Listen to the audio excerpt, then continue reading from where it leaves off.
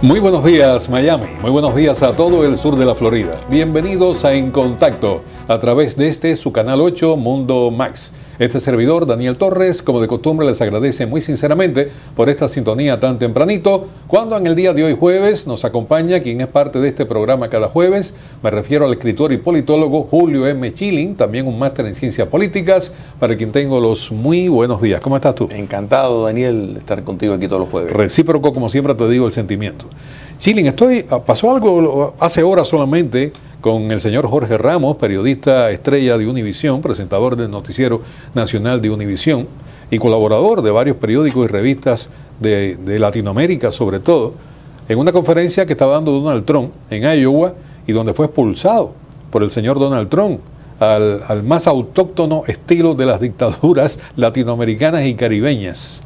Esto en Cuba pasaba. Estoy recordando una conferencia de prensa que no dio el dictador cubano Fidel Castro, era un quinto en esa nomenclatura, y expulsaron a un periodista del periódico El País, que estaba acreditado ahí, y lo expulsaron exactamente igual, con guardias de seguridad que lo tomaron del brazo y lo sacaron del local. Esto que ocurre en Estados Unidos es un verdadero escándalo. Y ahora se está acusando a Jorge Ramos, se está acusando a la campaña de Donald Trump de que se ha convertido en un activista pro inmigración. Pon el peor de los escenarios. Él estaba cumpliendo, desde mi punto de vista, y perdóname que haga una introducción tan larga, desde mi punto de vista estaba haciendo lo que todo reportero tiene que hacer, preguntar, era lo que tenía que hacer, independientemente de las disputas que hay entre Univisión como corporación y el señor Donald Trump. Y lo otro es que vivimos en un país de libre expresión, donde hay libertad de expresión. ¿Cómo puede ser expulsado un periodista de una conferencia de prensa y que no tenga la solidaridad del resto de la prensa que allí estaba presente? Porque esa es otra cuestión. Hoy fue Jorge Ramos, pero mañana puede ser cualquier otro. Dicen que después Donald Trump recogió el cordel y que lo mandó a buscar.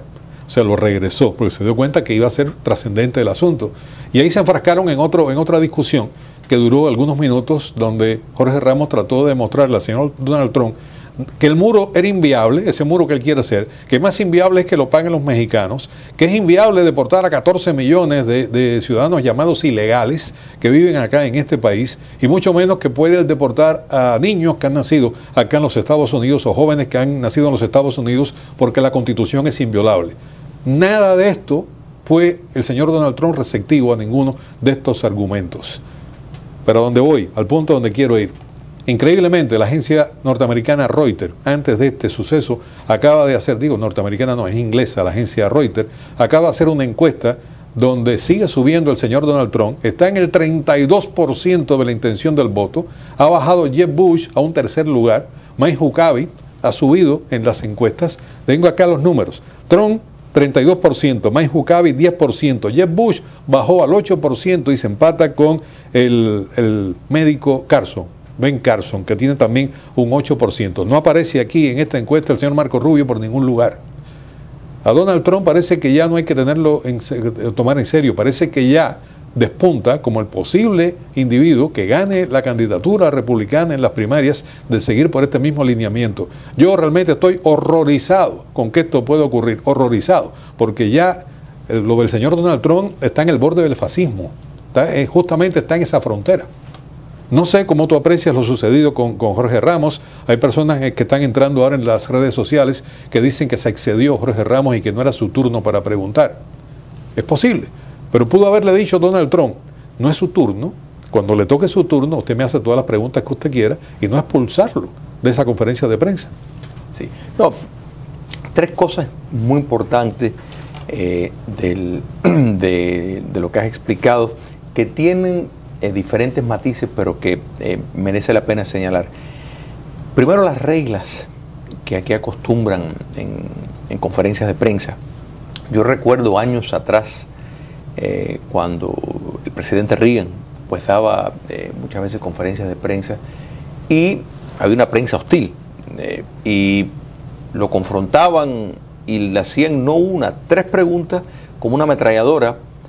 Y yo decía, pues bueno, ¿por qué no hay algún tipo de formato de regla? Incluso, ¿por qué eligen algunos periodistas y otros no? Esto pasó, por ejemplo, con Nixon. Nixon, después que se le declaró la guerra a la prensa, pues él no llamaba a lo que representaban medios hostiles. Entonces, pues, después le gritaban porque dijeron que no lo habían llamado. En fin, yo creo que eso es un terreno que las reglas deberían de estar claro.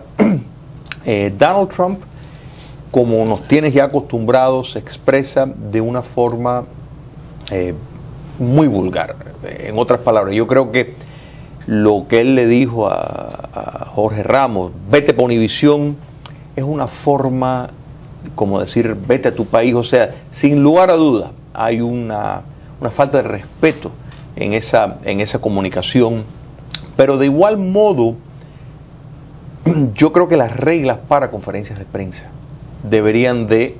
Es más, tal vez hasta sería mejor tener un tercero que escoja a los periodistas, o hasta que sea por sorteo, pero cuando no hay suficiente tiempo para que todos los periodistas pregunten, porque sin lugar a duda algunos se sienten fuera. Pero Donald Trump, el problema que los vemos continuamente, es que él habla de temas, pero no expone realmente cómo lo va a hacer. Entonces, las preguntas de Jorge Ramos fueron válidas, pero claro, él da una retórica que no da los detalles,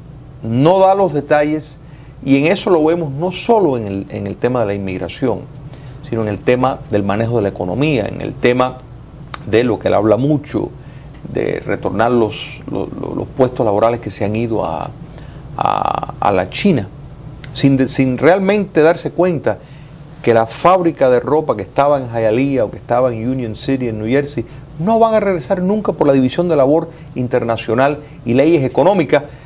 La única forma que lo puedes atraer es ponerles sendos aranceles, que son como impuestos a las importaciones, que en efecto va a subir el precio de mercancía para el consumidor norteamericano, que es algo que el consumidor norteamericano no quiere. Y otra cosa es que China es una fábrica de ensamblaje. En otras palabras, de una forma retorna el dinero a múltiples actores, incluyendo empresas norteamericanas. Y eso que yo no soy ningún amigo del comercio con China por la cuestión de derechos humanos y todo eso. Pero la retórica de Donald Trump carece de sustancia, ni siquiera de una política coherente en explicarlo. Pero hay otro punto también cuando te refieres a las encuestas, y efectivamente, Daniel, es una cosa asombrosa, porque estamos viendo no solo personas, digamos, de derecha, estamos viendo sindicalistas, personas que tal vez pues venían de cierto sector de la izquierda, que están sintiendo una atracción hacia Donald Trump por una razón sencilla, porque están en efecto repudiando el político actual. Entonces ven una cierta impotencia en los otros candidatos y en este que parece a veces un vaquero. O sea, llega ahí y tú no sabes qué esperar, es como un showman.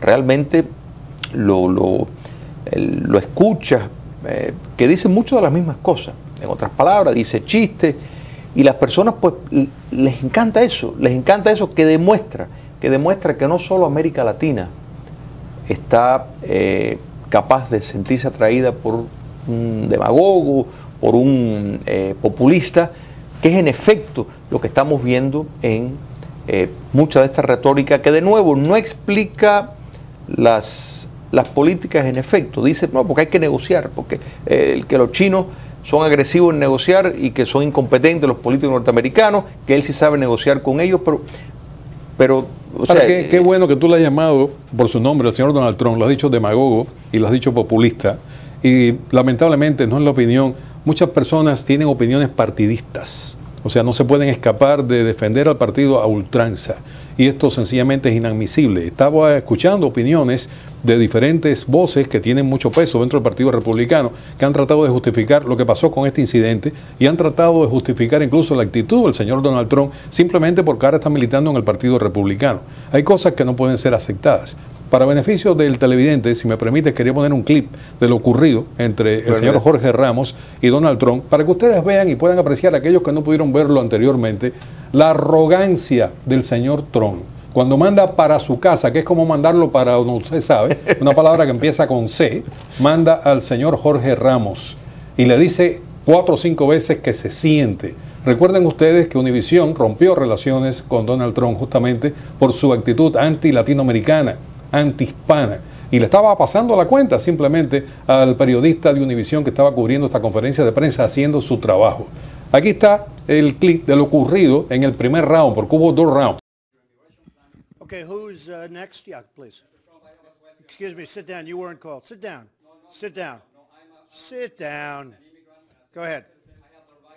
No, you don't. You haven't been called. Go back to Univision. Go ahead. Go ahead. Go ahead. Sit down, please. You weren't called. Go.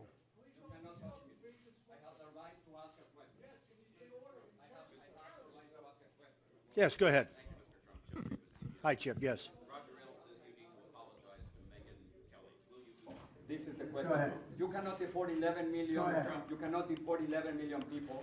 You cannot build a 1,900-mile wall. You cannot deny citizenship to children in this country. And with those ideas, I'm a reporter and don't touch me, sir. Don't touch me, sir. You cannot touch me. I have the right to ask a question. Yes, in order. I have the right to ask a question. Yes, go ahead. I have the right to ask a question. Where? Let me see it. It's over there. You just got to wait your time. You don't just start taking over the press I conference. can ask No, a you question. can. Yes, in order. When you have that time. I have the right. Hi, Chip. Yes. Bueno, esto fue lo que ocurrió al principio. Como tú viste, el señor Donald Trump le hace seña a un guardaespaldas que ni siquiera, fíjate si están amaestrados su guardaespaldas, que no tuvo que decírselo, le hizo así con la boca. Le tiró un piquito. Así le tiró un piquito. Y entonces sale el grandote. Claro, Jorge Ramos también no es tan alto y agarra por el brazo, que tocarlo incluso es ilegal. O sea, porque él no es policía ni nada por el estilo. Y era como si se le hubiera arrestado al señor Jorge Ramos. Después, cuando Jorge Ramos se queda afuera, parece que Donald Trump tiene un momento de lucidez y le dice al propio guardaespaldas, dejando de ponerle el adjetivo, que lo regrese a la sala. Y ahí se vuelven a enfrascar en otra discusión. Hay cosas que no pueden ser admitidas en Estados Unidos. Y esta es una de ellas. El señor Donald Trump no puede expulsar a un periodista de una conferencia de prensa por estar haciendo su trabajo. Y hay voces, sin embargo, regreso a este punto, que tratan de justificar lo que hizo el señor Trump. Lo peor que le pudiera ocurrir desde mi punto de vista al Partido Republicano, lo peor que le pudiera ocurrir es que el señor Donald Trump fuera el candidato seleccionado en las primarias para correr por la presidencia del país. Y lo peor que le pudiera ocurrir a esta nación sería que ganara las elecciones generales. Yo no soy ni demócrata ni republicano, no estoy inscrito en ningún partido. O sea que no estoy hablando a nombre del Partido Demócrata, porque mañana pueden salir entonces en las redes sociales. No, el señor Daniel Torres es un portavoz del Partido Demócrata. Incierto. Sencillamente estoy observando lo que dice el señor Trump. Y lo que me llama la atención es que el Partido Republicano, a su más alto nivel, no ha hecho el menor de los comentarios con relación a la conducta de Donald Trump. No ha hecho ningún comentario. Y la callada, mi querido amigo Chilling, es un espaldarazo, es un afianzamiento a las posiciones. Dicen que hay personas, que hay candidatos que se están preservando para que se destruyan entre ellos en esa cúpula. Esa es una de las teorías. Dicen que Marco Rubio está por eso un poco con un perfil sumamente bajo, esperando que se destruyan Jeb Bush y Donald Trump, porque ya Jeb Bush tomó la iniciativa de empezar a criticar al señor Trump. Yo no creo que esta sea una estrategia válida en realidad, porque todo al contrario, el señor Donald Trump sigue subiendo, y ahora después de este incidente con Jorge Ramos, a quien por cierto aquí en Miami lo ven también de perfil, porque lo consideran un periodista que es inclinado al Partido Demócrata, como si eso fuera realmente un pecado capital. Son dos partidos válidos en Estados Unidos. Tú puedes ser demócrata con orgullo y puedes ser republicano con orgullo. O sea, ser demócrata no lo invalida para ser un brillantísimo periodista. Y no estoy defendiendo a Jorge Ramos porque, como dijo Pedro Sexé, él es más que suficiente para defenderse él mismo. Pero lo ocurrido es inadmisible. Y vuelvo al punto del Partido Republicano, la callada por respuesta.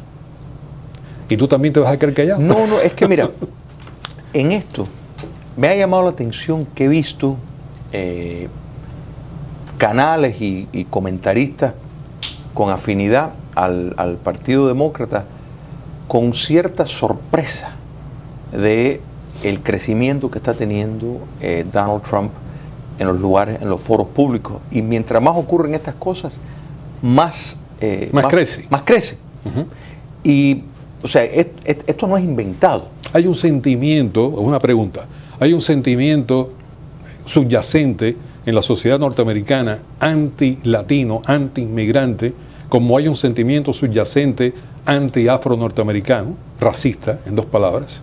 Yo pienso que recoge algo de anti-inmigrante, porque cuando típicamente hay una economía con seguridad incierta, pues claro, históricamente en todos los países los primeros que apuntan es a los extranjeros, a los que son diferentes, o sea, son los primeros que tienden a culpar. Entonces, este nacionalismo, esta corrida hacia proteger lo que una vez hubo, es natural y lo hemos visto a través de la historia.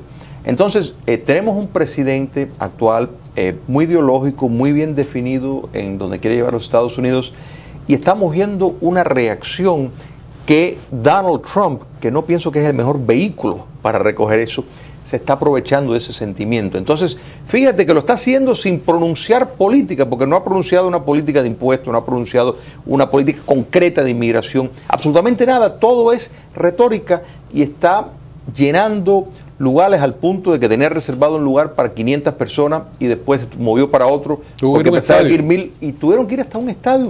No da abasto en todos los lugares que va. En la Florida, con 2 candidatos que vienen del estado de la Florida, que son hijos de la Florida, él está por encima de ellos en las encuestas. Entonces, eso nos dice algo, eso nos está diciendo un mensaje. Y la democracia, que a veces tiene ese peligro, porque la democracia, el ciudadano no siempre está preparado para elegir correctamente. Estamos viendo el ciudadano norteamericano, y de nuevo me atrevo a decir que no solo el republicano, y yo creo que hay cierta inquietud dentro del campo del Partido Demócrata que están viendo, bueno, ¿quién mejor pudiera competir contra Donald Trump? Ya no están solo pensando, bueno, ¿quién será lo que se pensaba si iba a ir un Bush versus Clinton? Por la figura que está surgiendo, que cada vez está logrando lo que no logran ninguno de los candidatos del Partido Demócrata. Correcto. Bueno, tenemos que ir a la pausa y cuando regresemos te iba a proponer cambiar el tema, dejar el tema de Donald Trump. Vamos a tener Donald Trump para rato, desde mi punto de vista, por desgracia. Vamos a tener Donald Trump para rato y ver lo que está pasando en la frontera entre Venezuela y Colombia, porque también lo que está pasando allí son cosas inadmisibles desde todo punto de vista, sobre todo desde el punto de vista de los derechos civiles y los derechos humanos. Así que a la pausa y regresamos en instantes con un cambio de tema, este tema venezolano-colombiano.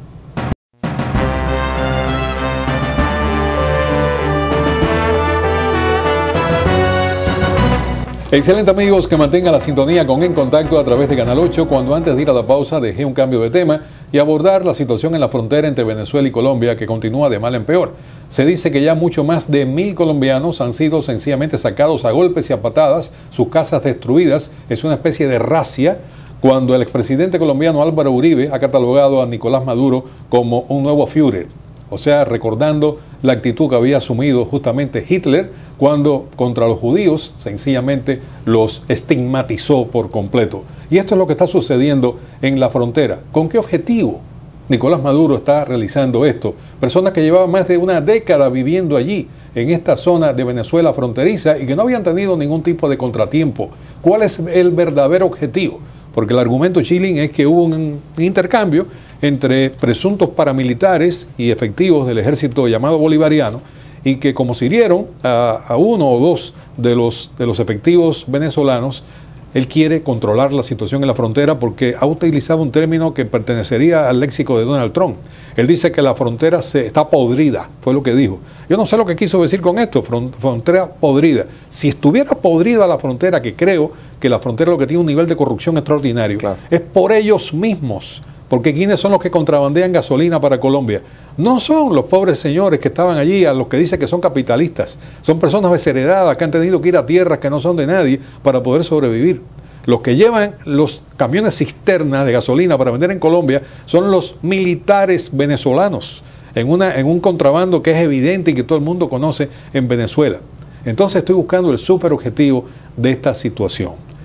¿Qué tú crees que esté buscando en realidad Nicolás Maduro? Yo tengo algunas teorías, pero me gustaría escuchar tu punto de vista. Algunos por hablar mucho, como Donald Trump, y otros por hablar muy poco, como el presidente Santos. No, lo de Santos es bochornoso. Es bochornoso. Lo de Santos. Esto es para mí una clara desviación de la atención, es una movida estratégica de parte del régimen venezolano, siguiendo las instrucciones de La Habana para desvirtuar el desastre que están viviendo. Es una forma también de tener un plan B en el evento que se les complique un poco el fraude que piensan tener electoral en las elecciones. Esto es una movida de relaciones públicas para, de nuevo, encubrir muchas otras cosas, y lo que hay detrás de esto, estoy convencido, juzgando por cómo se mueven estos modelos dictatoriales, tiene un propósito que sirve a los intereses de la dictadura. Bueno, hay varias teorías, he escuchado a varios analistas venezolanos en este sentido. Una de las teorías es que el cartel de los soles está fraccionado. Dicen que el señor Diosdado Cabello es uno de los cabecillas, pero que hay otros cabecillas que son altos militares y que están confrontándose en este momento, y que esto es parte de esa confrontación y que es un ajuste de cuentas entre estos narcotraficantes que pertenecen al ejército y al gobierno del señor Nicolás Maduro. La otra teoría, que también es totalmente especulativa, pero que tiene mucha viabilidad, es que decretando un estado de sitio ya no en los municipios fronterizos, sino en el resto del país, se suspenden las elecciones legislativas del próximo 6 de diciembre, donde el oficialismo perdería si hubiera unas elecciones transparentes.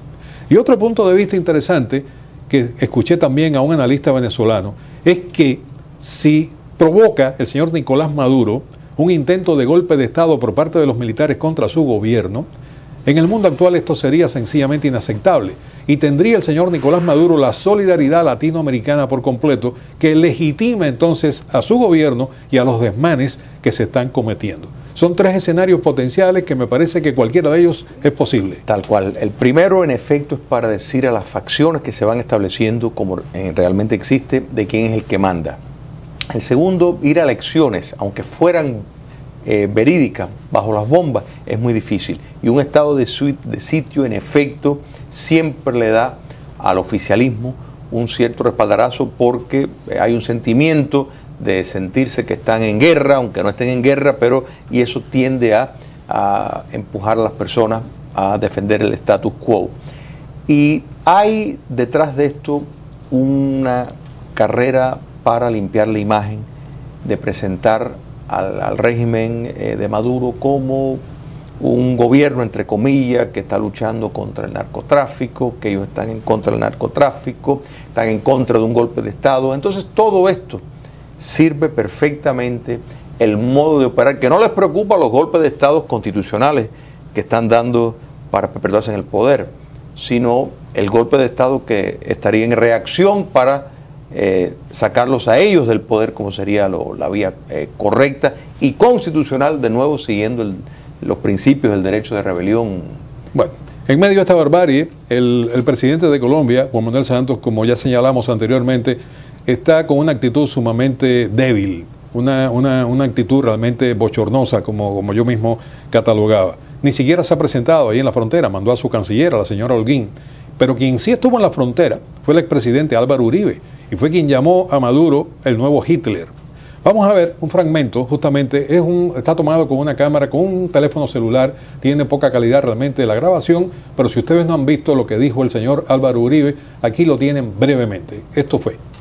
Que así como Hitler primero infundió odio contra los judíos, diciendo que eran la base del mal, que era una raza inferior, y todo terminó con el asesinato de 6 millones de judíos.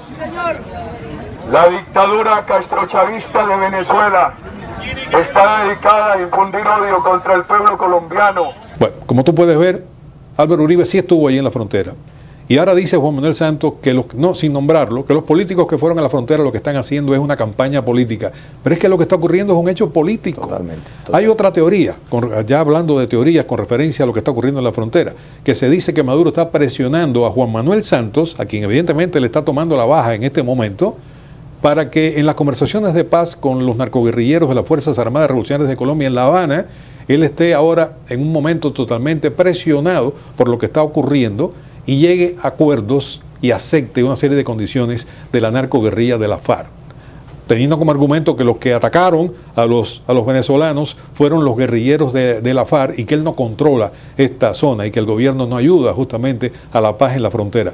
Cuando todo el mundo sabe, porque es un secreto a voces, que quien le da albergue a la narcoguerrilla de la FARC es el señor Maduro, anteriormente lo hizo Chávez, en territorio venezolano. Se dice que el máximo cabecilla de la FARC, el señor Timochenko, vive en territorio de Venezuela. Correcto. Eso es un punto importantísimo, Daniel, porque no podemos hablar de narcotráfico sin involucrar a la alta élite de las Fuerzas Armadas de Venezuela y las fuerzas de las FARC. En otras palabras, están en plena complicidad, forma parte de una transnacional subversiva y sin lugar a duda esto es para poner una presión al presidente Santos, que está ya de antemano en una desventaja extraordinaria, demostrando un liderazgo nulo, pues para precisamente sacar provecho, porque no podemos hablar del problema del narcotráfico en América del Sur sin mirar a las FARC. La distracción indiscutiblemente favorece al señor Nicolás Maduro. La situación en Venezuela era de colapso absoluto y total, no solamente económica, sino política, y parece que Nicolás Maduro estaba pensando que creando este momento artificial de crisis en la frontera distrae la atención pública y tiene varios superobjetivos, como hemos señalado en este propio programa.